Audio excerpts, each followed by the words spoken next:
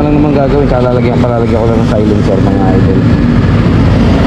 Saka kikinisin, ngayon lang, hindi ko na pagpipinturahan. Okay, lakas pa rin sa gasolina mga idol, grabe. Gasolina yung naman talaga. Next Tuesday ko pa madadala dun sa mekaniko, sana magawa na ng paraan para tumipid. Oo, malakas sa gasolina ang kargado, pero hindi normal yung lakas niya sa gasolina mga idol.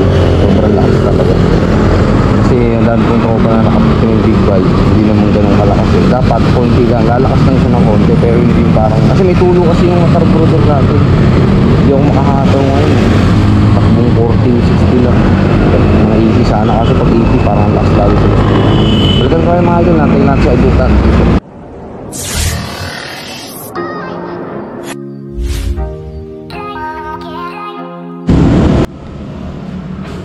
Ayan mga idol, ito yung unang gawa. Wala pa siyang silencer. Ayan. Ngayon lagyan natin silencer. Ayan. Tsaka sinabay na rin yung bracket. Kasi yung unang gawa, wala tayong bracket mga idol. Ngayon lalagyan, nakakabit na ng bracket. Ayun yung butas niya, oh. Masyadong malaki. Nalalakasan ako masyado pag walang silencer. Pero solid na solid yung tunog mga idol. Tunog kargado talaga pag walang silencer. Kaso nga lang, yun, para iwas huli rin, may option tayo. Pwedeng mahina, pwedeng malakas. Yan, pinuputol yung dulo. Ayan, dyan lalagyan ng silencer para pwedeng di kabit, pwedeng di tanggal. Ayan, nagawa pala mga idol, hindi si Idol Atan, may gawa siya. So ayan, mga kasamahan niya yan. Marami rin siyang backup dito na gumagawa ng pipe. Ayan, naputol na, kinikinis na lang. Tapos dito naman, ayan, nakagawa na nung sa may bandang tip niya. Sinusukot na lang kung sakto ba siya. Dalawa pala yung gumagawa kasi isa sa tip, tsaka yung isa naman si Idol sa bracket. Yan, ito si Idol yung sa bracket, sinusukot niya na. Yan, panatag na ako mga idol kasi may silencer na. Safe na to. Pag gusto ko ng tahimik, meron. Pagka naman gusto ko ng mga pang New Year, yan, tatanggalin ko lang yung silencer natin. Solid na solid yung tunog. Pati sa performance mga idol, ramdam ko talaga napakaganda ng performance kapag naka 160cc tapos medyo buka yung ano niya, yung tip. Kaso yun nga, nasa city tayo for safety muna syempre.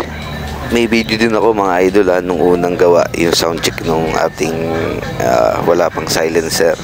Kung gusto niyo mapanood mga idol, lalagay ko sa description natin yung link para mapanood nyo rin mga idol. Yan, ito naman mga idol, cleaning ng stainless steel. So pinapakintab yung pinaka stainless natin. Ayan, kinikinis.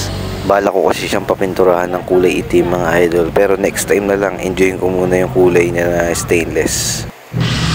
Ayun na rin pala mga idol, nakikita nyo, kung makikita nyo yung bracket, ayun, naikabit na. Ang ganda ng bracket na ikinabit, yung parang pabilog style, yung parang sa New Salty style.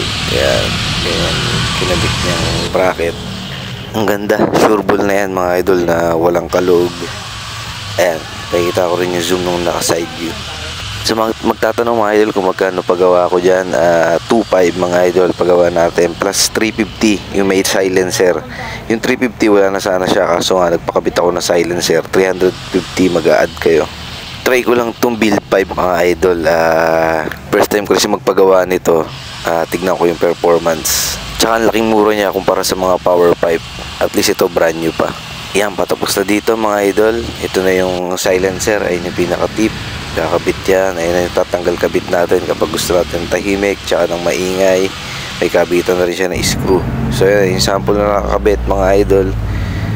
Ayan, ganyan magiging itsura niya. Para lang siyang stock pipe pag nakakabit yung silencer. Saktong sakto yan. Pag mag-New Year mga idol, tatanggalin kayo yung silencer. I-enjoy ko yung lakas ng pipe natin. Pero pagka mga daily use, pwede kung gusto kong tahimik, nakakabit lang yan. Alright, tapos na mga idol, sound check tayo. Wow naman! Wow! Ganda ng tunog niya, parang chicken pipe na basi mga idol. Ayun, gusto ko talaga basi. Paano nga kasi?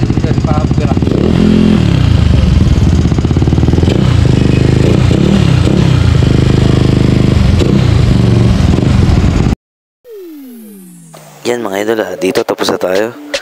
So ayan, lalagay ko sa screen mga idol yung video ko noong nakaraan, yung first video natin na wala pang silencer, para mapanood nyo rin. So ayun, natapos na naman ang project natin kay Mamba. Yun mga idol, maraming salamat sa panonood. Ingat tayo palagi, ride safe sa atin. Ayun, sa mga gusto magpagawa dito yan sa Kanlalay Binyan mga idol. Ride safe, peace out.